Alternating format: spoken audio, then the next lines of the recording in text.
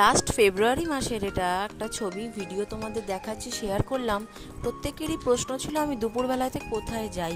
আমি গেছিলাম, দেখো আমি যুব কম্পিউটার ভদ্রেশ্বরে এরকম মানে সিটারিটা কোর্সে ভর্তি হয়েছিলাম, শিখেছিলাম। তোমাদের ল্যাবটা তোমাদের দেখিয়ে দিলাম, কম্পিউটারে আমি কোর্স করেছিলাম। তারই পরীক্ষা ছিল এই আগের শনিবারে।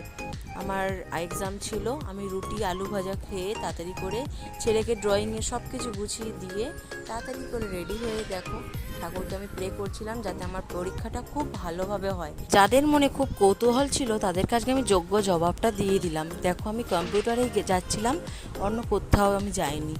কম্পিউটারে পরীক্ষা ছিল বলে সব বন্ধুরা এসেছিলে, তাদের মুখ খুব শুকনো শুকনো, কারণ টেনশন হচ্ছিল আর কি হবে।